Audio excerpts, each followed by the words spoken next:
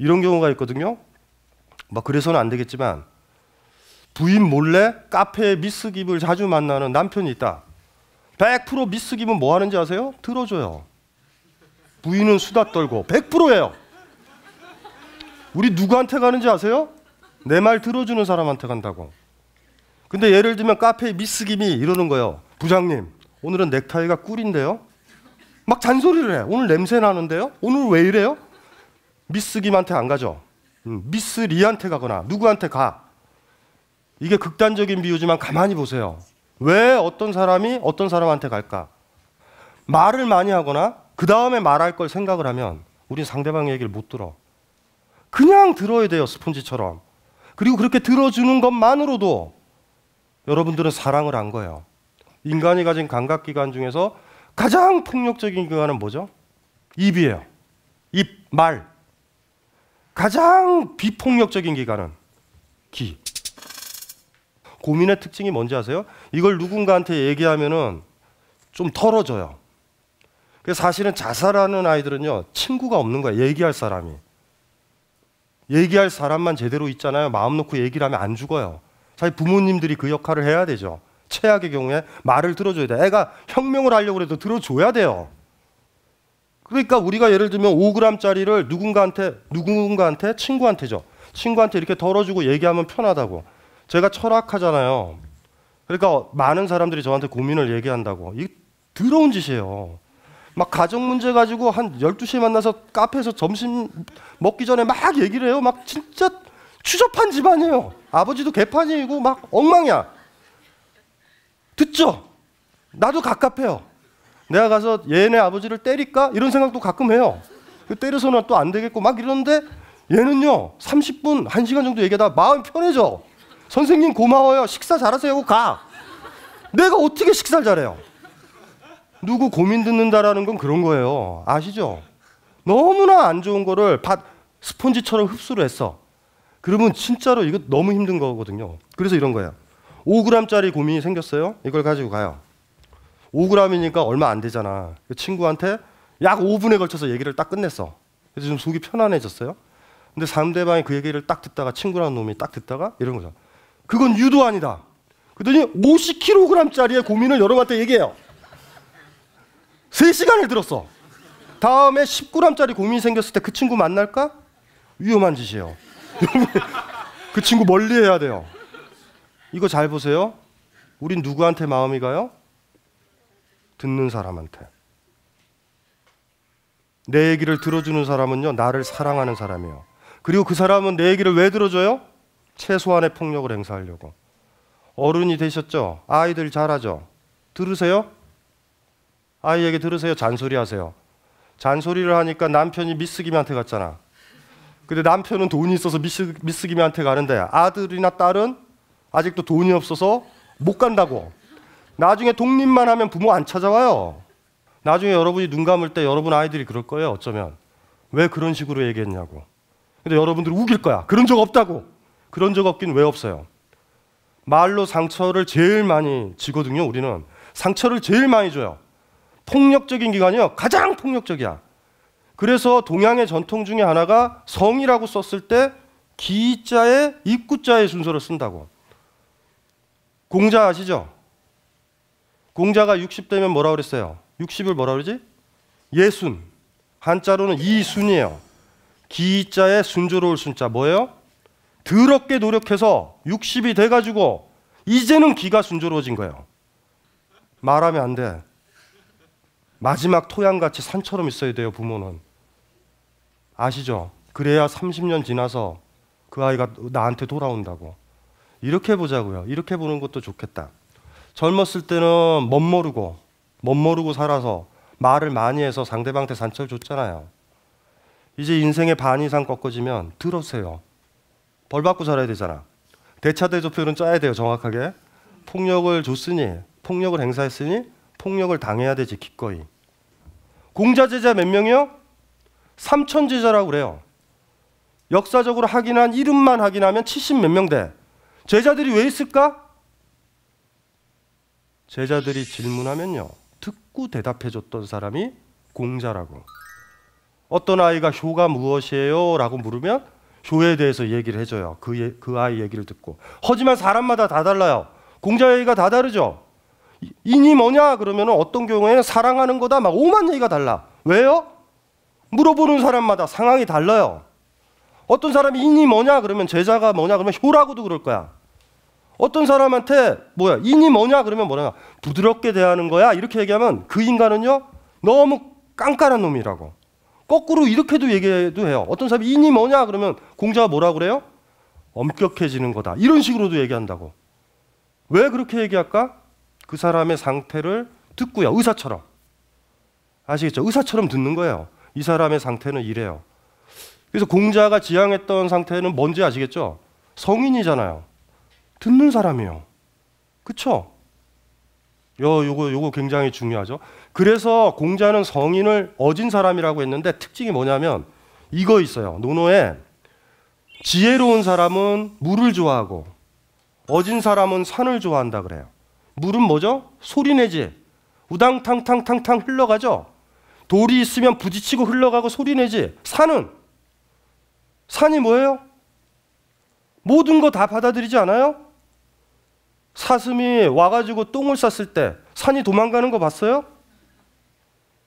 단풍이 지고 있죠. 꽃이 시든다고 그래서 산이 도망가요? 슬프다고? 산은 그 자리에 있어야 되죠. 인자 요산이에요. 뭐예요? 고요하게 들어주는 것, 받아주는 것. 그래서 어쨌든지 간에 이렇게 어쨌든 말을 많이 한다는 건 상당히 다른 사람들한테 폭력적으로 진짜 다가오는 거거든요. 그래서 스님들이 어떻게 하냐면 스님들이 반드시 어떤 공부 단계에서 무건수행을 한다고요. 무건수행 아시죠? 영화나 이런 데서 봤죠. 무건수행은 언제 하냐면 스님 되자마자 말하지 마! 이러는 거 아니에요. 말할 말이 너무 많아졌을 때. 불교 공부했을 때 제일 중요한 게 뭐냐면 반드시 공부해야 될 게 여러분들 그냥 집에서 반야신경, 달라이라마 무슨 뭐 그런 책들 보고 있잖아. 그리고 불교 안다고 뻥치잖아요. 불교를 제대로 공부하려면 구사론을 10년을 공부해야 돼요. 스님들이 구사 10년이라고 그런다고. 우리 마음의 양태 75가지를 분류를 해서 하나의 마음마다 문제죠. 왜 불교에서 감정을 죽이라고 그래요? 이쪽이 시끄럽고 감정이 들쓰면 예를 들면 내가 너무 기쁘면 상대방이 우울한 거 못 듣는다고. 내가 내 고통에 빠져 있으면 내 아이가 힘든 거는 안 들어오죠. 내 감정을 죽여야 돼요. 니르바나죠. 꺼진 재처럼 만들어야 돼. 10년을 공부한다라는 거는 그걸 외운다라는 얘기를 하는 게 아니에요. 그 구사론에 나와 있는 뭐 예를 들면 탐욕 있죠. 탐욕스러운 마음 있잖아. 그런 마음이 있으면 그걸 또 다스려야 되잖아요. 불경을 보고서 뭐 이론적으로 공부하나요? 그거야 뭐 누가 못해요. 서점에 보면 구사론 개론서들도 있다고요. 그러니까 이제 그걸 보고서 마음을 다스리는 거죠. 진짜 10년간 공부한다는 거는 그 과정이에요. 우리가 정해쌍수라고 그러잖아요. 정해쌍수. 정이라는 건 참선이고 수행이고 해라는 게 지혜를 얘기한다고. 아는 것만큼 수행을 하는 거예요. 그게 같이 가야 되니까 10년을 공부한다는 건 그런 거야. 스님들이 머리가 나빠서 10년이나 공부한다. 이렇게 생각하시면 안 돼요. 구사 10년을 배웠다라는 얘기는 마음을 다 다스린 거예요. 왜 그렇게 해요? 여기서 아까도 얘기했지만 들끓고 있으면 다른 사람 감정을 못 읽는다고. 그러니까 그런 책들을 많이 보다 보면 박사학위 받은 놈처럼 돼 있어요. 무슨 소리인지 이해되시죠? 말이 많아요. 이제 말이 많아. 이제 중생들한테 그쵸? 폭력을 행사할 때가 드디어 온 거야. 그럴 때 큰 스님이 입 닥쳐. 뭔지 알죠? 그러니까 예를 들어봐. 보살이 하나 있어요. 저기 저 마을에 보살. 70 먹은 할머니인데 80 먹은 할아버지가 있는데 남편이 마지막 바람을 피우시려고 그러는 것 같아요. 스님한테 올라왔다고. 이혼을 하고 간통죄로 집어넣는다면 경찰서로 가면 되지 사찰로 온 거예요. 안타까운 거예요. 동네 창피하기도 하고 이 남자가 왜 마지막에 이 할아버지가 왜 그러나 미쳤나? 또 한편으로는 그 60 먹은 그 술집 아줌마 이 아줌마가 혹여 우리 남편 돈을 후리려고 그러는 거 아닌가 막 기타 등등 막 복잡하죠. 올라와 하소연을 넣죠. 아이 이놈의 망할 놈의 영감탱이가 이랬다고. 그 얘기만 들어주면 끝나는 거예요. 그냥 스님이 그러면 되잖아요. 에이 그러지 말고 절이나 좀 하고 공양이나 받고 내려가시죠. 이걸로 해결이 됐을 거예요. 더 이야기 진행하기 전에 하나만 얘기를 할게요. 사람들이 여러분들한테 고민을 가지고 얘기를 올 때 있죠. 다 결정을 하고 와요. 무슨 소리인지 아시나요? 그거 잘 짚어야 돼요. 뭔지 알죠? A를 선택해놓고서 A와 B가 선택하려고 그러는 아이가 있는데 강교하게 저 A 할래요? A 할래요? 이런 애들은 괜찮아. 그래 A 해라 이러면 돼요. 걔는 결정하고 온 거야. 무슨 소리인지 알죠? 그런데 강교한 아이들은요, A를 결정을 해놓고서 B 할래요? B 할래요? 이런 때 여러분이 낚이면 그 사람은 다시는 여러분들한테 안 와요. 쟤는 나랑 세계관이 다르다. 여러분을 정리를 해요. 똑같은 거거든요. 아이가 여러분한테 고민을 얘기하거나 후배가 고민을 얘기할 때 뭐를 읽어야 돼요? 얘가 뭘 결정했는지를 읽어야 돼요. 그래서 잘 알아야 되거든요. 우리는 지적인 허영이 있는 사람들이라서 어떤 걸 결정을 내리고 검증하려고 누군가한테 얘기한다고. 그리고 아이가 잘못했다 그러면 아이가 또 결정하는 거예요. 똑같은 거거든요. 그 할머니는요, 결정하고 온 거예요. 그냥 데리고 가보자. 근데 갑갑한 거예요. 근데 갑자기 스님이 할머니의 고민을 듣더니 이럴 수 있잖아. 요새 최근에 구사론을 띄었어. 이리가 화엄경도 봤어요. 미르. 보살님의 얘기를 들어보니 화엄경 2장 7절 2구절이 생각납니다 하고 쫙 읽더니 강론을 해요. 전체 합쳐서 보니까 4시간을 할머니가 올라와요 안 올라와요? 내가 소재예요? 왜 나 올라왔다고 자기가 배웠던 걸 나한테 다 쏟아부어? 누구한테 기원하는 게 제일 좋아요? 석불의 좋은 점은 애가 말을 안 해요. 살아있는 중들은 말을 하고 석불한테 기원하는 게 제일 편해요. 들어만 주면 되거든요. 들어야죠. 말하면 안 되지. 말하면 못 들어요. 어느 토론 프로에 가면은 교수라는 작자인데 교수의 자격이 없는 작자들이 있어요. 제가 뭐라고 말을 하면 머릿속 움직이는 게 보여요. 제 말꼬리를 잡아서 그 다음에 공격할 걸 찾는 놈이 있어. 그럴 땐 진짜 앞에 있는 마이크를 입에다 확 넣고 싶어요. 진짜. 네가 교수냐고. 토론할 준비도 안 돼 있는 아이예요. 이야기할 준비가. 그래서 제가 지금 방금 얘기를 했잖아요. 왜 무건수행을 할까? 말을 안 해야 된다. 그렇죠? 말을 안 한다. 말을 안 하는 게 바로 인간관계의 제일 처음이라고요. 누군가가 이렇게 카페에서 만나거나 누구를 만나거나 할 때 이 세상에 내 말 들어주는 사람 있어요? 없죠, 별로. 알죠? 이 세상 모든 사람들이 내 말을 안 듣고 다 자기 얘기만 해.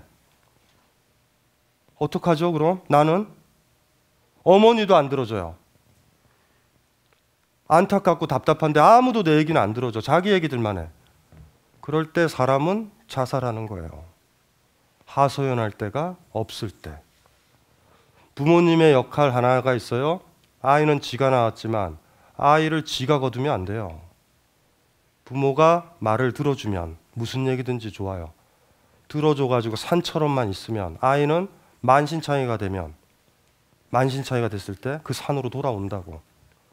이해되시죠? 그게 여러분들이 이제 고민을 해봐야 되는 거죠.